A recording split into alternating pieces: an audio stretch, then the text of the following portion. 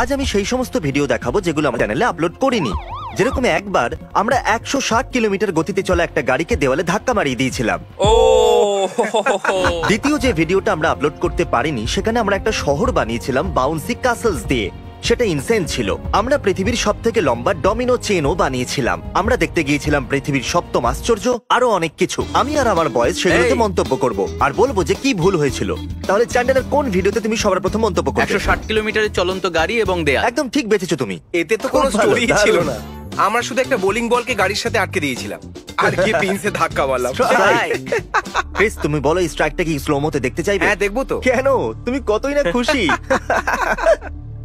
আর আপনি যেটা ভাবছেন সেটা একদম ঠিক। এগুলো প্রফেশনাল সুপারভিশনদের সাহায্যে তৈরি করা হয়েছে। আর অবভিয়াসলি এগুলো বাড়িতে একদম চেষ্টা করবেন না। এটা দারুণ ছিল। ও দেখো এটা কত যখন দূরে শুট গেল করেছিলাম এটা। তখন আমার মনে আছে, গাড়িতে বসে বলছিলাম আই লাভ টয়লেট পেপারস।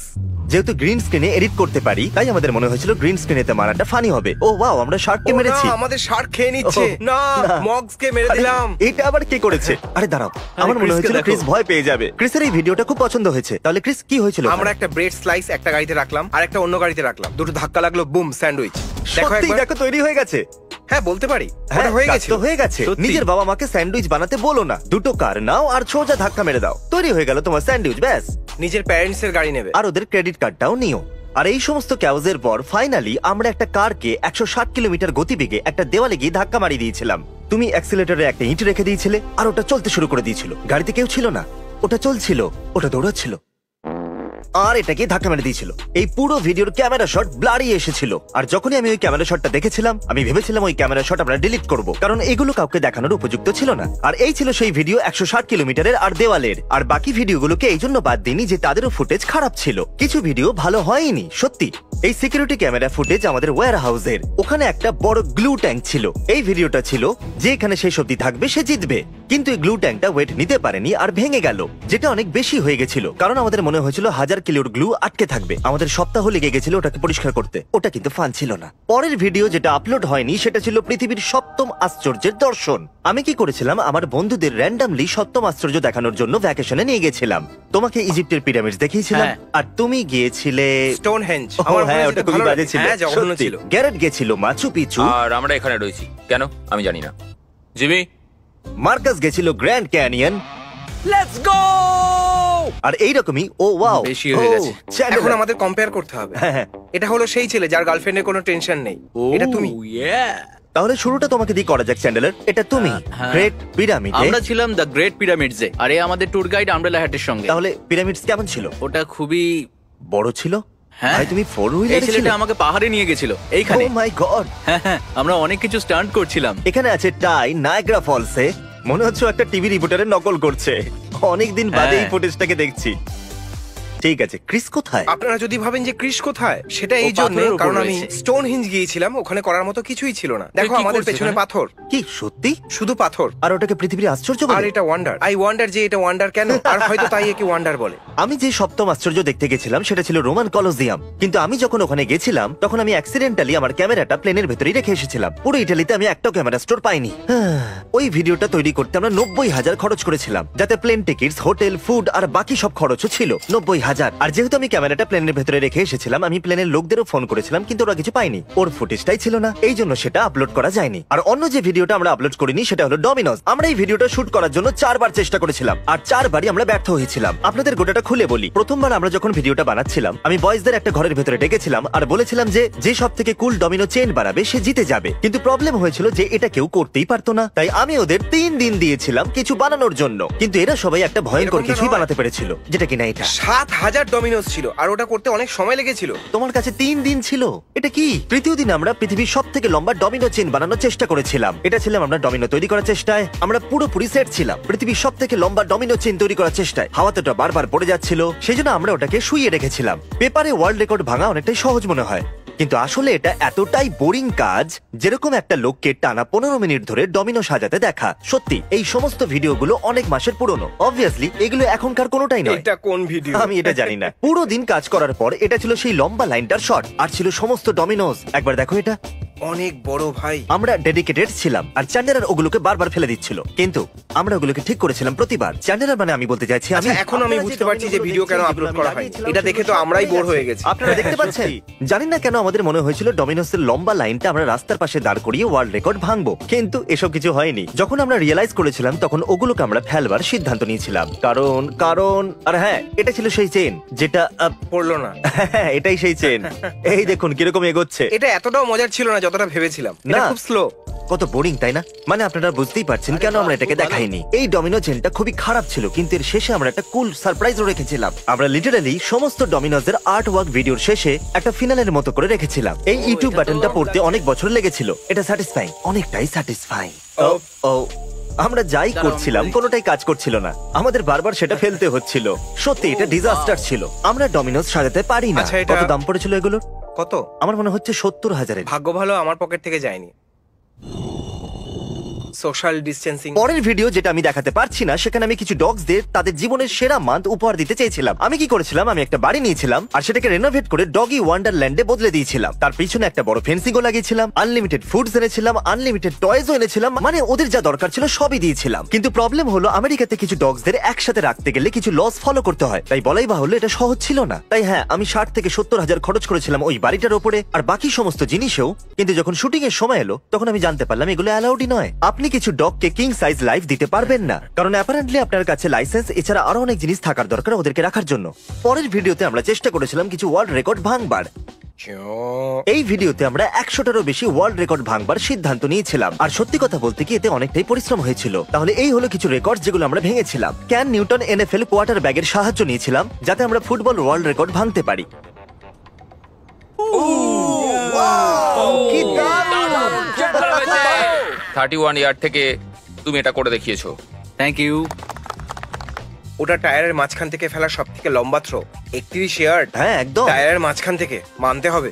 এ হয়তো করে ফেলবে। খুব ভালো, চলো ঠিক আছে। আরেকটু আগে। আরেকটু আগে।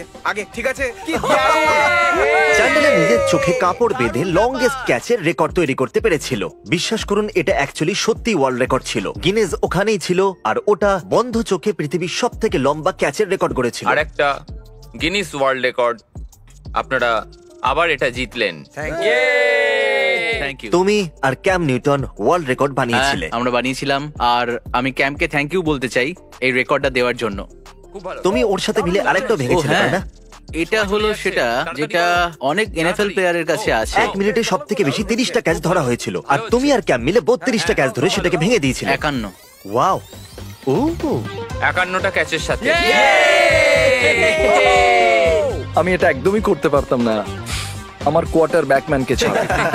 আর ফাইনালি যে ওয়ার্ল্ড রেকর্ডটা আমরা ভাঙবার চেষ্টা করেছিলাম সেটা ছিল হাইয়েস্ট ফুটবল ক্যাচ। আমি একটা হেলিকপ্টারে বসে 600 ফুট উপরে গেছিলাম আর ফুটবল ছুটছিলাম, আর যেরকম দেখতে পাচ্ছেন ওগুলো স্টেডিয়ামে পড়ছিল আর আমরা মিস করছিলাম। ফাইনালি টাইম ছিল না আর আমরা সেই ওয়ার্ল্ড রেকর্ডটা করতে পারলাম না। হ্যাঁ। আর পরের যে ভিডিওটা দেখাতে পারলাম না, সেখানে আমি বাউন্সি ক্যাসেলে সিটি বানিয়েছিলাম।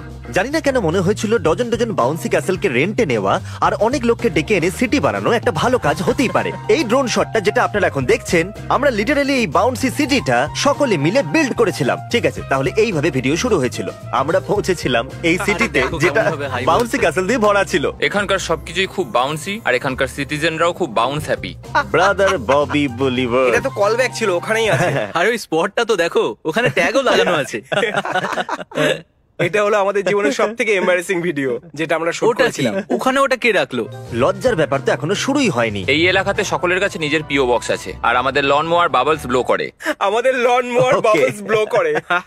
এই লোকটা ওই টাউনের ফ্রুট ডিলার ছিল, আর এই আমাদের কাছে প্লাস্টিক ফুডের জন্য $100 চার্জ ভালো করেছিল। কোয়ালিটির এই কলা আপেলটার কত দাম? $100 এর থেকেই জানা যায় এগুলো পেকেছে কিনা। কেমন কেমন খেতে? খেতে? ভাই ওই চিজটা হার্ট করে। অ্যাকচুয়ালি ওটা হার্ড ছিল, আমি ভেবেছিলাম সফট হবে, কিন্তু আমার 5 জায়গায় ব্যথা লেগেছে এই ভিডিওতে। একবার এটা ভালো জায়গা ছিল। আমি ওকে তোমাকে মারতে বলেছিলাম। চ্যান্ডেলার পুরো ভিডিওতে সবাইকে গিয়ে বলছিল ওকে তুলে ফেলে দিতে। এটা বেশ মজাদার হ্যাঁ, অংশ ছিল। একদম, সত্যি। আমরা 3 জন লোকের মাঝে ব্যানানা ডুয়েল করেছিলাম। হ্যাঁ, ওটা স্ট্যান্ড অফ ছিল। হ্যাঁ। আমরা ভাবছিলাম এসব একবার কি দেখো। হচ্ছে। সত্যি এটা তো আমাদের সিটির ফ্র্যাকশন ছিল। এটা লজ্জাজনক হ্যাঁ ফ্র্যাকশন। একদম, তুমি একদম ঠিক কথা বলেছো। ঠিক আছে, এবার বাউন্স সিটিতে ছিল বাউন্স অবস্টাকল কোর্স। সাবধানে। ওদিকে দেখো, আমি ভালো করেছিলাম সত্যি। দেখো একবার, একবার দেখো, দেখো। ও, দারুণ ব্যাপার। মার্কাসকে দেখো। আর এখানে ক্রিসের কাছে সিজার ছিল।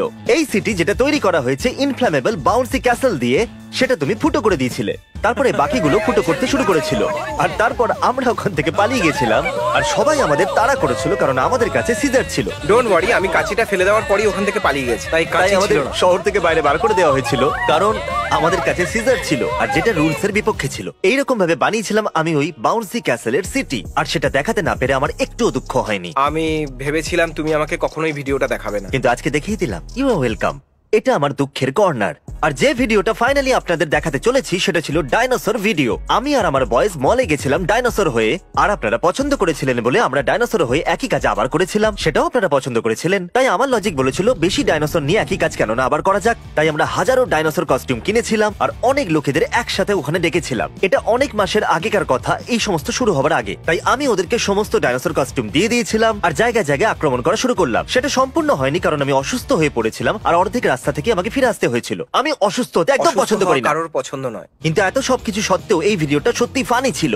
ওয়াও, এই সমস্ত ডাইনোসর গুলোকে তো দেখো, বিশ্বাসই হচ্ছে না এতগুলো লোক আমার ডাকে সাড়া দিয়ে চলে এসেছিল। সবাইকে অনেক ভালোবাসা যারা ওই ডাইনোসর কস্টিউম পরেছিল। I love you guys. ওই দিনটা খুবই গরম ছিল, আর অফকোর্স ফিল্ডে খেলাধুলার পর আমরা সবাই গেছিলাম জিমে, আর ওখানে আমরা অনেক কিছু করেছিলাম। আর এমনি কোনো জিমে যায়নি, একটা Wow, গ্রেট এই সমস্ত ডাইনোসর গুলোকে তো দেখো।